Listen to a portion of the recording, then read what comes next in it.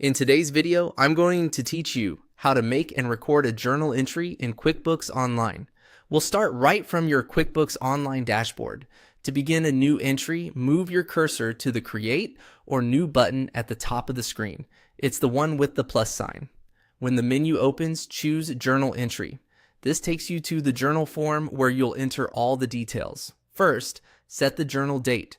This date determines which accounting period the entry affects, so choose the exact date you want the transaction to post. If your books have a closing date, make sure you're working within an open period. It's a small step that prevents surprises later during reporting. Next, add a journal number. QuickBooks can auto-assign numbers, but you can also type your own. Use a consistent numbering sequence so entries are easy to trace and avoid duplicates. Clean, consistent numbering helps during audits and month-end reviews. Now, you'll build the entry line by line.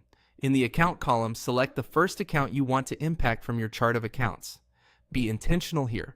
Pick the correct expense, income, asset, liability, or equity account that reflects what you're adjusting.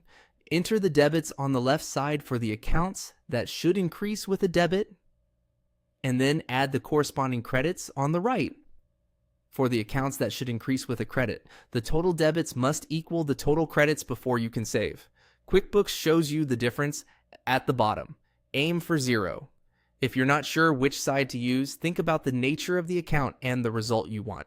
For example, most expenses increase with a debit, and most income increases with a credit. Add a clear description for each line or for the entry as a whole. Describe the why behind the adjustment, such as an accrual, reclassification, or correction. Future you, your accountant, and your auditor will thank you for the context. If applicable, add a name.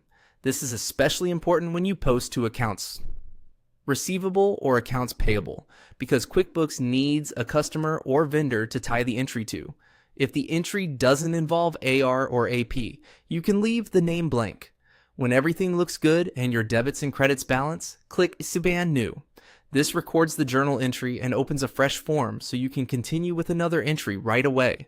That's it. You've created a clear, balanced journal entry in QuickBooks Online that's easy to trace and report on.